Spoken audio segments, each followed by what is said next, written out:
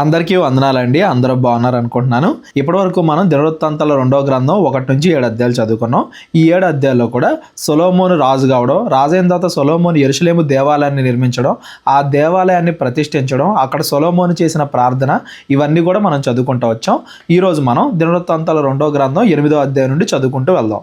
ఈ దినవృత్తాంతాలు 2 పుస్తకాలు, మొదటి దినవృత్తాంతాలు, 2వ దినవృత్తాంతాలు, వీటన్నింటిలో కూడా దావీదు గురించి, యెరూషలేము దేవాలయం గురించి, దావీదు నుండి రాబోయే మెస్సేయ గురించి, దేవాలయం దగ్గర జరగబోయే ఆరాధన గురించి, వీటి గురించే ఎక్కువగా మాట్లాడుకుంటూ వస్తున్నాం కదా.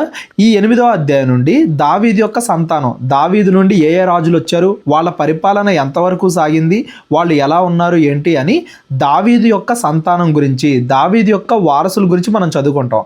ఈ 8వ అధ్యాయం నుండి ఈ పుస్తకం చివరి వరకు మనం ఏ రాజు గురించి చదివినా కానీ ఆ రాజులో 2 విషయాలు మనం గమనించాలి. మొదటిది, దావీదు యొక్క వంశం నుండి గొప్ప రాజు వస్తాడు, మెస్సయ్య వస్తాడు అని బైబిల్ చెప్తుంది కదా. దావీదుతో దేవుడు నిబంధన చేసుకున్నాడు కదా. ఆ మెస్సయ్య ఎక్కడన్నా కనబడుతున్నాడా, ఏ రాజునైనా కానీ మనం మెస్సయ్యగా అనుకోవచ్చా అనేది మనం పరిశీలించాలి. మనకంటే ఈరోజు కొత్త నిబంధన ఉంది కాబట్టి, యేసుక్రీస్తు వారు పుట్టిన తర్వాత కాలంలో మనం పుట్టాం కాబట్టి యేసుక్రీస్తు వారే మెస్సయ్య అని మనం ఈజీగా చెప్పేస్తాం. కానీ యేసుక్రీస్తు వారు పుట్టక ముందు ఎవరైతే ఇజ్రాయేలీలు ఉన్నారో వాళ్ళు ఏం చేయాలి? దావీదు నుండి వచ్చే ప్రతి ఒక్కళ్ళని పరిశీలించుకుంటూ రావాలి. ఈయనైనా మెస్సయ్య, ఈయనైనా మెస్సయ్య, మనకి వాగ్దానం చేయబడింది ఈయన గురించేనా, మెస్సయ్యలో ఉండాల్సిన లక్షణాలు వీళ్ళలో ఉన్నాయా, వీళ్ళు ఎప్పుడు రాజుగా ఉంటారా, వీళ్ళ రాజ్యం బాగుంటుందా అని ప్రతి ఒక్కళ్ళని కూడా, దావీదు వంశంలో నుండి వచ్చే ప్రతి రాజుని, ప్రతి ఒక్కళ్ళని కూడా మెస్సయ్యతో కంపేర్ చేయాలి. ఈ దినవృత్తాంతాలు 8వ అధ్యాయం నుండి ఏ రాజు గురించి మనం చదువుకున్నా కానీ వాళ్ళు నిజమైన మెస్సయ్య కాదు, నిజమైన మెస్సయ్య ఇంకా రావాల్సి ఉంది అనే సత్యాన్ని మనం గమనిస్తూ వెళ్ళాలి. యేసుక్రీస్తు వారు వచ్చే కాలం వరకు అది కంటిన్యూ అవుతా వెళ్ళింది. యేసుక్రీస్తు వారు వచ్చిన తర్వాత మెస్సయ్య వచ్చాడు అని మనకు అప్పుడు అర్థమైంది. ఇంకా ఈ రాజుల గురించి మనం చదువుకునేటప్పుడు మనం గమనించాల్సిన 2వ విషయం ఏంటంటే, ఆరాధనా క్రమం అనేది ఎలా ఉంది. దేవాలయాన్ని, యెరూషలేములో కట్టబడిన దేవాలయాన్ని కరెక్ట్గానే నడిపిస్తున్నారా, ప్రజలందరినీ ధర్మశాస్త్రపు ఆజ్ఞల ప్రకారంగానే నడిపిస్తున్నారా, లేదా విగ్రహారాధన వైపు తిప్పుతున్నారా, దేవుడి లక్షణాలు బోధిస్తున్నారా అని వాళ్ళు మెస్సయ్య కాదా అనే విషయాన్ని, ఆరాధనా క్రమాన్ని ఎలా నడిపిస్తున్నారు అనే విషయాన్ని, ఈ 2 విషయాల్ని మనం చెక్ చేయాలి. ప్రతి రాజు దగ్గర మనం పరీక్షించుకుంటూ వెళ్ళాలి. అది దావీదైనా, సొలొమోనైనా, సొలొమోన్ తర్వాత వచ్చే వాళ్ళైనా, ప్రతి రాజు దగ్గర అవన్నీ కూడా మనం పరిశీలించాలి. బబులోను చెర నుండి తిరిగి వచ్చి ఇజ్రాయెల్ దేశంలో స్థిరపడిన ప్రజలకి మెస్సయ్య ఇంకా వస్తాడు, వేచి చూడండి, విశ్వాసం కలిగి ఉండండి అని చెప్పడానికి ఈ దినవృత్తాంతాల గ్రంథం అనేది రాయబడుతుంది అనే విషయాన్ని మీరు అందరూ కూడా గుర్తుపెట్టుకోండి. 8వ అధ్యాయం నుండి చదువుకుంటూ వెళ్దాం. ఈ 8, 9 ఈ 2 అధ్యాయాల్లో సొలొమోను గురించి మనం ఆలోచిస్తాం. సొలొమోను గురించి మనం చదువుకునేటప్పుడు సొలొమోనే మెస్సయ్య కాదా, లేదా సొలొమోను ఆరాధనా క్రమాన్ని ఎలా జరిగించాడు, ఈ 2 విషయాలు కూడా మనం గమనించాలి. సొలొమోను యెహోవా మందిరమును తన నగరును కట్టించిన 20 సంవత్సరముల కాలము తీరిన తరువాత హీరాము తనకిచ్చిన పట్టణములను సొలొమోను కట్టించి వాటిలో ఇజ్రాయేలీలను కాపురం ఉంచెను. దేవాలయం కట్టారు, ఆ దేవాలయాన్ని నగరంలో కలిపేశారు, మధ్యలో చాలా ఇల్లు కట్టారు, ఇజ్రాయెల్ అందరూ కూడా అందులో నివసిస్తున్నారు. మొత్తానికి సొలొమోను కాలంలో ఆర్థికంగా, ఆరాధన క్రమం ప్రకారంగా దేశం అంతా కూడా ప్రశాంతంగా ఉంది, ఏ యుద్ధం లేకుండా అనే ప్రకారంగా అన్ని రకాలుగా కూడా సొలొమోను కాలం అనేది బాగుంది. పైకి చూడడానికి ఈ సొలొమోనే రాబోయే మెస్సయ్య ఏమో అనిపించే విధంగా సొలొమోను రాజ్యం అనేది బాగుంది. ఇంకా చదువుకుంటూ వెళ్దాం అలాగే ఉందా లేదా అని. తరువాత సొలొమోను హమాతు సొబా అను స్థలమునకు పోయి దాన్ని పట్టుకొనెను, మరియు అరణ్యమందుండు తద్మోరుకును హమాతు దేశమందు ఖజానా ఉంచు పట్టణములన్నింటినీ ప్రాకారములను కట్టించెను. ఇదిగాక అతడు ఎగువ బెత్హోరోను, దిగువ బెత్హోరోను గౌనుల అడ్డగడులు గల ప్రాకారములుగా కట్టించెను. బయలతును ఖజానా ఉంచు పట్టణములన్నింటినీ, రథములు ఉంచు పట్టణములన్నింటినీ, గుర్రపురౌతులుండు పట్టణములన్నింటినీ కట్టించెను. మరియు యెరూషలేమునందును లెబనోన్ నందును తాను ఏలు దేశములన్నింటి అందును ప్రాకారపురములుగా కట్టింపవలెను అని తాను ఉద్దేశించిన పట్టణములన్నింటినీ సొలొమోను కట్టించెను. సొలొమోను ఏ చేయాలనుకుంటే చేయగలుగుతున్నాడు. ఇజ్రాయేలీల సంబంధులు కాని హిత్తీలలో నుండి, అమోరీల్లో నుండి, పెరిజ్జీల్లో నుండి, హివ్వీల్లో నుండి, యోబూసీల్లో నుండి శేషించిన సకల జనులను ఇజ్రాయేలీలు నాశనము చేయక వదిలివేసిన ఆయా జనముల సంతతి వారిని సొలొమోను నేటి వరకును తనకు వెట్టి పనులు చేయువారిగా చేసుకొని ఉండెను. దేవుడు ఎవరెవరినైతే దేశంలో నుండి వెళ్ళగొట్టమన్నాడో వాళ్ళందరినీ కూడా ఇంకా వెళ్ళగొట్టకుండా వాళ్ళతో వెట్టి చాకిరీ చేయించుకుంటున్నాడు. ఆ తర్వాత కాలంలో ఈ కారణం వల్లే ఇజ్రాయెల్ దేశం అనేది రెండుగా విడిపోవాల్సి వచ్చింది అనేది కూడా మనం చదువుకున్నాం. వాళ్ళ చేత వెట్టి చాకిరీ చేస్తున్నాడు సొలొమోను. అయితే ఇజ్రాయేలీల్లో ఒకరినైనను సొలొమోను తన పని చేయుటకు దాసునిగా నియమింపలేదు. వారిని యోధులుగాను తన అధిపతుల్లో ప్రధానులుగాను రథములకు గుర్రపు రౌతులకు అధిపతులుగాను నియమించెను. ఇజ్రాయేలీల చేత వెట్టి పనులు బానిసత్వ పనులు చేయించట్లేదు, కానీ వేరే వాళ్ళు ఎవరైతే అన్యులు ఉంటారో వాళ్ళందరి చేత కూడా వెట్టి పనులు చేస్తున్నాడు. వీరిలో శ్రేష్ఠులైన 250 మంది రాజైన సొలొమోను కింద అధిపతులై ప్రజల మీద అధికారులై ఉండిరి. ఇజ్రాయేలు రాజైన దావీదు నగరందు తన భార్య నివాసము చేయవలదు. యెహోవా మందసమున్న స్థలములు ప్రతిష్ఠితములు అని చెప్పి సొలొమోను ఫరో కుమార్తెను దావీదు పట్టణము నుండి తాను ఆమె కొరకు కట్టించిన నగరునకు రప్పించెను. ఇక్కడ సొలొమోనులో ఒక మంచి విషయం కనబడుతుంది, ఒక చెడు విషయం కనబడుతుంది. మంచి విషయం ఏంటి? ఎక్కడైతే దేవాలయాన్ని కట్టారో అక్కడ ఇజ్రాయేలు దేవుడికి, యెహోవా దేవుడికి మాత్రమే ఆరాధన జరగాలి. వేరే దేవతలను ఆరాధించే వాళ్ళు ఆ దేవాలయం దగ్గర ఉండకూడదు అన్న ఉద్దేశంతో తన భార్య ఎవరో ఐగుప్తు ఫరో యొక్క కుమార్తె కదా, ఆమె అన్యురాలు కదా, వేరే విగ్రహాలను ఆరాధిస్తూ ఉంటుంది కదా, ఆమె ఎలాగో వేరే విగ్రహాలను ఆరాధించింది కాబట్టి దేవాలయం దగ్గర ఉండకుండా ఆవిడ కోసం వేరే చోట ప్లేస్ కట్టించి అక్కడికి ఆమెను పంపించేశాడు. ఇది మంచి విషయమే, దేవాలయం దగ్గర విగ్రహారాధన జరగకూడదు అనుకోవడం. కాకపోతే చెడు విషయం ఏంటంటే అసలు ఇజ్రాయెల్ దేశంలోనే ఎక్కడ విగ్రహారాధన జరగకూడదు కదా. దేవుడు ఇజ్రాయెల్ దేశంలో ఎక్కడ కూడా విగ్రహారాధన జరగకూడదు, అన్యులను ఉంచొద్దు, దేశం నుండి పంపించేయండి అని చెప్పాడు. కానీ సొలొమోను ఎంతమందినైతే భార్యలుగా చేసుకున్నాడో వాళ్ళందరి విగ్రహారాధనని ఎంకరేజ్ చేశాడు. ఆ విగ్రహాలన్నింటికి దేవాలయాలు కట్టుకోవడానికి పర్మిషన్ ఇచ్చాడు. ఉన్నత స్థలాల్లో విగ్రహారాధన ఎక్కువైపోయింది అంటే దానికి సొలొమోనే కారణం. దేవాలయం దగ్గర జరగకపోయినా వేరే చోట జరిగినా ఇజ్రాయెల్ దేశంలో ఎక్కడ విగ్రహారాధన జరిగినా అది తప్పే కదా. కానీ దానికి సొలొమోను పర్మిషన్ ఇచ్చాడు, సొలొమోను దాన్ని ఎంకరేజ్ చేశాడు. అదంతా కూడా సొలొమోను యొక్క తప్పు. అది మొదలుకొని సొలొమోను తాను మంటపము ఎదుట కట్టించిన యెహోవా బలిపీఠం మీద దహన బలులు అర్పించుచూ వచ్చెను.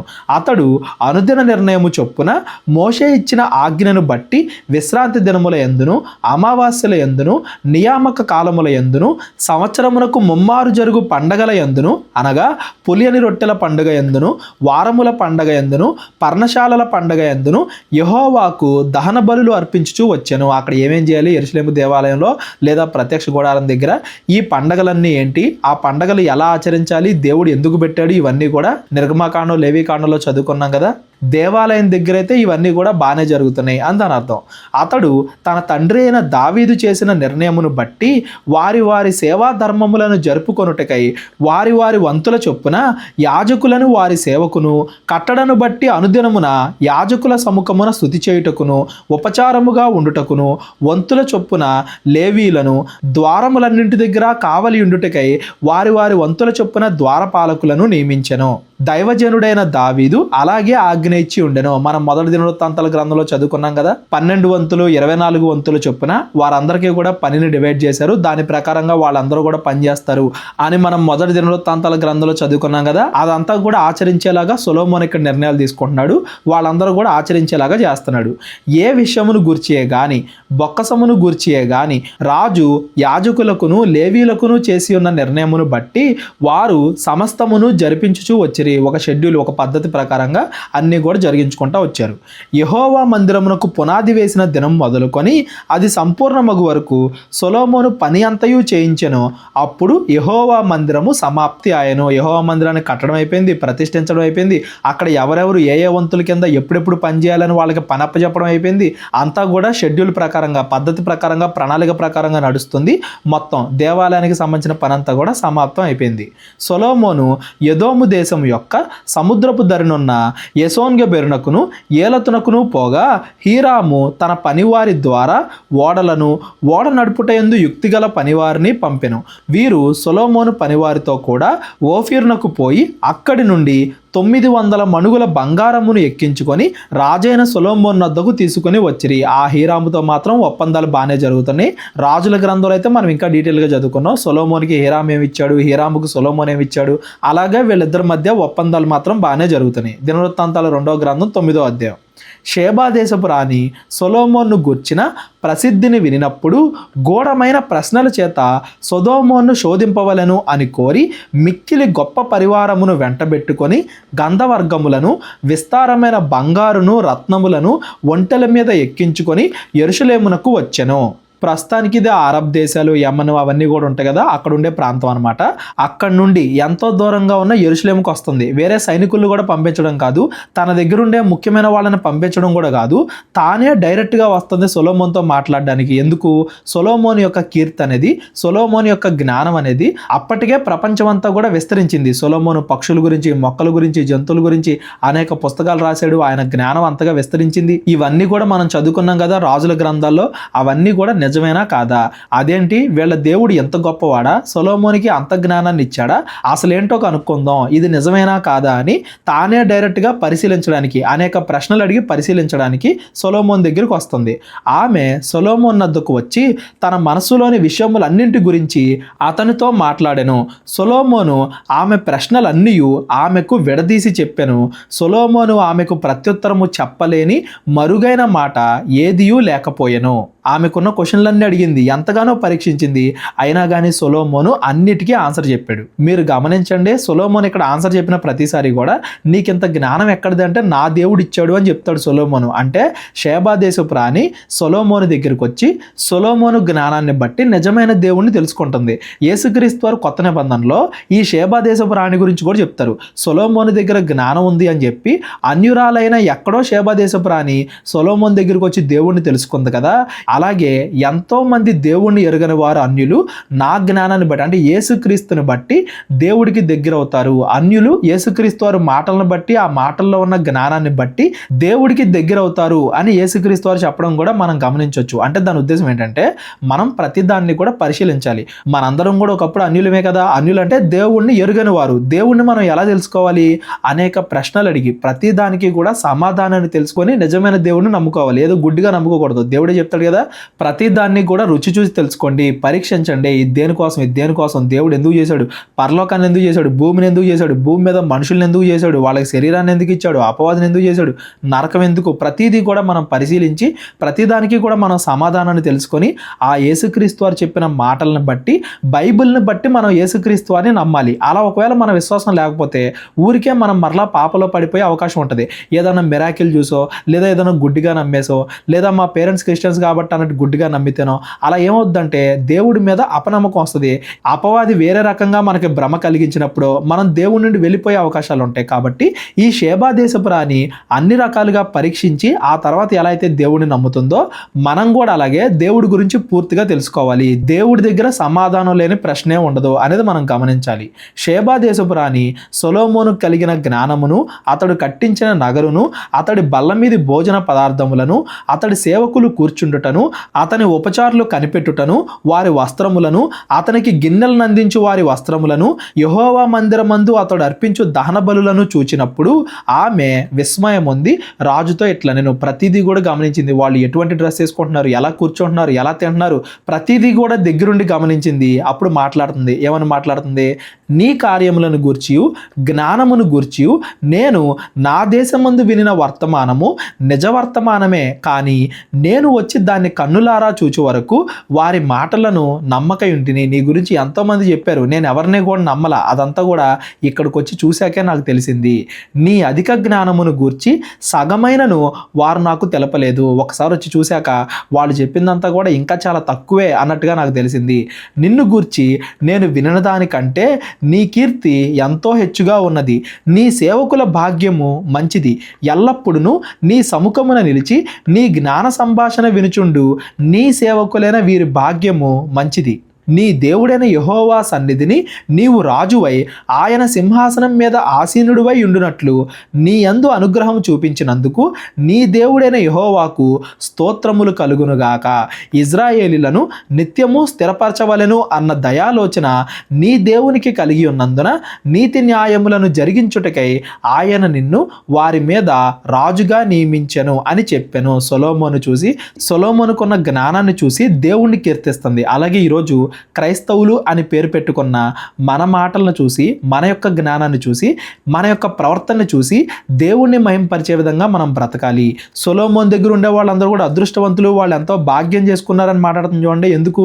సొలొమోను ఎప్పుడు ఏది మాట్లాడినా కానీ అందులో జ్ఞానం ఉంటుంది కాబట్టి. ఈరోజు మన మాట కూడా ఉప్పు వేసినట్టుగా ఏది మాట్లాడినా కానీ అది దైవ జ్ఞానంతో జనాలకు ఉపయోగపడేలాగా, దేవుడి జ్ఞానాన్ని బోధించే విధంగా, భయభక్తులు పెంచే విధంగా మన మాట కూడా ఉప్పు వేసినట్లుగా సారవంతంగా ఉండాలి. మన మాటలను బట్టి, మన క్రియలను బట్టి, మన జ్ఞానాన్ని బట్టి ఎదుటి వాళ్ళు దేవుణ్ణి కీర్తించే విధంగా మనం ఉండాలి. అందుకే యేసుక్రీస్తు వారు కూడా ఈ షేబా దేశపు రాణి యొక్క సందర్భాన్ని కొత్త నిబంధనలో కూడా చెప్పారు. ఆమె రాజునకు 240 మణుగుల బంగారమును, విస్తారమైన గంధవర్గములను, రత్నములను ఇచ్చాను. ఎందుకు అవన్నీ కూడా ఇచ్చింది? నీకున్న జ్ఞానంతో పోలిస్తే ఇవన్నీ కూడా తక్కువ. నువ్వు మాకు జ్ఞానాన్ని ఇస్తున్నావు కదా, దేవుడి యొక్క మాటలు నువ్వు చెప్తున్నావు కదా, దాంతో పోలిస్తే ఇదంతా అన్నట్టుగా కృతజ్ఞతగా అవన్నీ కూడా ఇస్తుంది. షేబా దేశపు రాణి రాజైన సొలొమోనుకి ఇచ్చిన గంధవర్గములతో సాటి అనేది ఏదియూ లేదు. ఇదిగాక ఓఫీరు నుండి బంగారము తెచ్చిన హీరాము పనివారును, సొలొమోను పనివారును చందనపు మానులను, ప్రశస్తమైన రత్నములను కూడా కొనివచ్చిరి. ఆ చందనపు మానుల చేత రాజు యెహోవా మందిరమునకును, రాజనగరుకును సోపానములను, గాయకులకు తంబూరలను, సితారలను చేయించెను. అటువంటి పని అంతకుముందు యూదా దేశమందు ఎవ్వరునూ చూచి ఉండలేదు. చిత్ర విచిత్రమైన సంగీత వాయిద్యాలు ఎన్నో కూడా సొలొమోను చేయించాడు. సొలొమోను కాలంలో ఆర్థికంగా, ఆరాధనాపరంగా, ఘనతపరంగా దేనికి కూడా లోటు లేకుండా వెళ్తుంది. షేబా దేశపు రాణి రాజునకు తీసుకొని వచ్చిన వాటికి అతడిచ్చిన ప్రతి బహుమానములు కాక ఆమె మక్కువ పడి అడిగినదంతయు రాజైన సొలొమోను ఆమెకు ఇచ్చెను. తరువాత ఆమె తన సేవకులను వెంటబెట్టుకొని మరలి తన దేశమునకు వెళ్ళిపోయాను. అలాగా దేవుడి యొక్క మహిమ, యెహోవా దేవుడి యొక్క గొప్పతనం, ఆయన యొక్క లక్షణాలు మిగతా దేశాలకు కూడా వ్యాపించాయి సొలొమోను కాలంలో అందని అర్థం. గంధవర్గములు అమ్ము వర్తకులను, ఇతర వర్తకులను కొనివచ్చు బంగారము కాక సొలొమోనునకు ఏటేటా వచ్చు బంగారము 1332 మణుగుల ఎత్తు. అరబీ దేశపు రాజులందరూ దేశాధిపతులను సొలొమోను వద్దకు బంగారమును, వెండిని తీసుకొని వచ్చిరి. రాజైన సొలొమోను సాగగొట్టిన బంగారముతో అలుగులు గల 200 డాళ్లను చేయించెను. ఒక్కొక్క డాలునకు 600 తులముల బంగారం పట్టెను. మరియు సాగగొట్టిన బంగారముతో 300 కేడెములను చేయించెను. ఒక్కొక్క కేడెమునకు 300 తులముల బంగారము పట్టెను. వాటిని రాజు లెబనోను అరణ్యపు నగరమందు ఉంచెను. మరియు రాజు దంతముతో ఒక గొప్ప సింహాసనము చేయించి ప్రశస్తమైన బంగారముతో దాన్ని పొదిగించెను. ఆ సింహాసనమునకు దానితో కలిసి ఉన్న 6 బంగారు సోపానములను, సింహాసనమునకు కట్టి ఉన్న బంగారు పాదపీఠమును ఉండెను. కూర్చుండు చోటికి ఇరుపక్కల ఊతలుండెను. ఊతల దగ్గర 2 సింహములుండెను. ఆ 6 సోపానముల మీద ఇరుపక్కల 12 సింహములు నిలిచి ఉండెను. ఏ రాజ్యమందైనను అటువంటి పని చేయబడలేదు. ఈ పదం గుర్తుపెట్టుకోండి. ఇదంతా కూడా సొలొమోనుకి ఎంత ఎక్కువ జ్ఞానం ఉంది, చూసిన వాళ్ళందరూ కూడా ఆయన్ని ఎలా మహింపరుస్తున్నారు అనేది మనం గమనించాలి. రెండోది, సొలొమోనులోకి గర్వం వస్తుంది, ధనాన్ని ఎక్కువగా సంపాదిస్తున్నాడు అనే విషయాన్ని కూడా మనం గమనించాలి. పైన విగ్రహారాధన ఎంకరేజ్ చేస్తున్నాడు అని కూడా చదువుకున్నాం కదా. విగ్రహారాధన ప్రోత్సహించడం, అనేక పెళ్లిళ్ళు చేసుకోవడం, ధనాన్ని ఎక్కువగా సంపాదించడం, గర్వాన్ని తెచ్చుకోవడం, ఇవన్నీ కూడా సొలొమోను జీవితంలో ఉన్న తప్పులు. రాజుల మొదటి గ్రంథంలో చదువుకున్నాం మనం, మరలా ఇక్కడ కూడా చదువుకుంటున్నాం. మరియు రాజైన సొలొమోనుకున్న పానపాత్రలన్నీ బంగారపు అయి ఉండెను. లెబనోను అరణ్యపు నగరమందున్న ఉపకరణములన్నీ బంగారముతో చేసినవి. హీరాము యొక్క పనివారితో కూడా రాజు ఓడలు తర్షీషునకు పోయి 3 సంవత్సరములకు ఒక మారు బంగారము, వెండి, ఏనుగు దంతము, కోతులు, నెమళ్ళు అను సరుకులతో వచ్చుచూ ఉండెను గనక సొలొమోను దినముల్లో వెండి ఎన్నికకు రానిది ఆయను. రాళ్ళకి వెండికి, రాళ్ళకే బంగారానికి తేడా లేనంతగా అంత ఎక్కువగా ధనం అనేది సొలొమోను కాలంలో ఉంది. రాజైన సొలొమోను భూరాజులందరికంటేను ఐశ్వర్యమందును, జ్ఞానమందును అధికుడాయను. దేవుడు సొలొమోను యొక్క హృదయమందుంచిన జ్ఞానోక్తులను వినుటకై భూరాజులందరూ అతని ముఖదర్శనము చేయగోరిరి. మరియు ప్రతి వాడును ఏటేటా వెండి వస్తువులను, బంగారు వస్తువులను, వస్త్రములను, ఆయుధములను, గంధవర్గములను, గుర్రములను, కంచరగాడిదలను కానుకలుగా తీసుకొని వచ్చాను. చాలామంది వస్తున్నారు సొలొమోను యొక్క జ్ఞానం తెలుసుకోవడానికి. వచ్చిన ప్రతి ఒక్కళ్ళు కూడా అంత జ్ఞానాన్ని ఇచ్చిన దేవుణ్ణి కీర్తిస్తున్నారు, అలాగే బహుమానాలు కూడా తెస్తున్నారు. అలాగా సొలొమోను రాజ్యం అనేది ఆర్థికంగా బాగా బలపడుతుంది. రథములు నివసించు పట్టణముల్లోను రాజునొద్ద యెరూషలేములోను సొలొమోనునకు 4000 గుర్రపు సాలలను, రథములను, 12,000 గుర్రపు సౌతులను కలిగి ఉండెను. దేవుడు గుర్రాలను గాని సైనికులను గాని ఆస్తిని గాని ఎక్కువగా కూడగట్టద్దు అని కూడా ధర్మశాస్త్రంలో చెప్పాడు. అయితే సొలొమోను ఇక్కడ దానికి వ్యతిరేకంగా ప్రవర్తిస్తున్నాడు. యూఫ్రటీస్ నది మొదలుకొని ఫిలిస్తీన్ల దేశం వరకును ఐగుప్తు సరిహద్దు వరకును ఉండు రాజులందరిపైని అతడు ఏలుబడి చేసెను. రాజు యెరూషలేమునందు వెండి రాళ్లంత విస్తారముగా ఉండునట్లును దేవదారు మ్రానులు షెఫేలా ప్రదేశమునందున్న మేడి వృక్షములంత విస్తారముగా ఉండునట్లును చేసెను. అసలు రాళ్ళకి వెండికి తేడా లేదు, మేడి వృక్షాలకి దేవదారు వృక్షాలకి తేడా లేదు అన్నట్టుగా అంత గొప్పగా సొలొమోను రాజ్యం అనేది ఆర్థికంగా బలపడింది. ఐగుప్తు నుండి సకల దేశముల నుండి సొలొమోనుకు గుర్రములు తేబడెను. సొలొమోను చేసిన కార్యములన్నింటి గూర్చి ప్రవక్త అయిన నాతాను రచించిన గ్రంథమందును షిలోనీయుడైన అహియా రచించిన ప్రవచన గ్రంథమందును నెబాతు కుమారుడైన యెరోబాము గూర్చి దీర్ఘదర్శి అయిన ఇద్దో గ్రంథమందును రాయబడి ఉన్నది. సొలొమోను యెరూషలేమునందు ఇజ్రాయేల్ అందరి మీద 40 సంవత్సరములు ఏలుబడి చేశాను. తరువాత సొలొమోను తన పితరులతో కూడా నిద్రించి తన తండ్రి అయిన దావీదు పట్టణమందు పాతిపెట్టబడెను. ఇక్కడ దినవృత్తాంతాల్లో మనం సొలొమోను గురించి చదువుకున్న తక్కువ, రాజుల గ్రంథంలో అయితే మనం ఇంకా ఎక్కువగా చదువుకున్నాం. సొలొమోను చివరిలో పాపం చేయడం, ప్రవక్తలను పంపించి దేవుడు గద్దించడం, యెరోబాము రాజు అవుతాడు అని ప్రవచనాన్ని చెప్పించడం, యెరోబాముని అభిషేకించడం, ఇవన్నీ కూడా రాజుల గ్రంథంలో మనం చదువుకున్నాం. అయితే సొలొమోను గురించి మరీ ఎక్కువగా మనం చదువుకోకపోయినా కేవలం పైపైన ముఖ్యమైన విషయాలను మాత్రమే ఆలోచించినా కానీ మనకే క్లియర్గా 2 విషయాలు అర్థమవుతున్నాయి. మొదటిది, సొలొమోను మెస్సయ్య అయితే కాదు. సొలొమోను కాలంలో రాజ్యం బాగానే ఉంది, ఆర్థికంగా బాగానే ఉంది, కానీ ఆ రాజ్యము నిత్యము నిలిచేదా? కాదు. రాజ్యంలో లోపాలు ఉన్నాయా? ఉన్నాయి. సొలొమోను చివరిలో దారి తప్పాడా? తప్పాడు. సొలొమోను మెస్సయ్య అయితే కాదు. ఆ మెస్సయ్య గురించి మనం ఇంకా వేచి చూడాలి. సొలొమోను కుమారులు ఎవరు ఉన్నారేమో చదువుకుంటూ వెళ్దాం తర్వాత. నెక్స్ట్, ఆరాధనా క్రమం. సొలొమోను కాలంలో ఆరాధన క్రమం ఏమన్నా బాగుందా? కేవలం యెరూషలేము దగ్గర బాగానే జరుగుతున్నప్పటికీ ఇజ్రాయెల్ దేశంలో మిగతా చోట్ల అన్య ఆరాధన కూడా, వేరే విగ్రహాల ఆరాధన కూడా సొలొమోను అంగీకరించాడు, ప్రోత్సహించాడు అని కూడా మనం చదువుకున్నాం రాజుల గ్రంథంలో. కాబట్టి సొలొమోను అయితే వాగ్దానం చేయబడిన దావీదు సంతతి నుండి వచ్చే మెస్సయ్య కాదు. అలాగే సొలొమోను రాజ్యం అనేది కూడా అంతరించిపోయేది. సొలొమోను కాలం అనేది ముగిసిపోయింది. రెహబాము కాలంలో రాజ్యం అనేది 2గా చీలిపోయింది.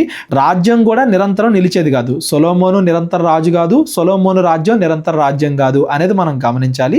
నెక్స్ట్, దినవృత్తాంతాలు 2వ గ్రంథం 10వ అధ్యాయం నుండి సొలొమోను కుమారుడైన రెహబాము ఏమేం చేశాడు, రెహబాము రాజ్యం ఎలా ఉంది, ఆ రెహబాము ఏమన్నా మెస్సయ్య కాదా, ఇవన్నీ కూడా మనం రేపొద్దున చదువుకుంటూ వెళ్దాం.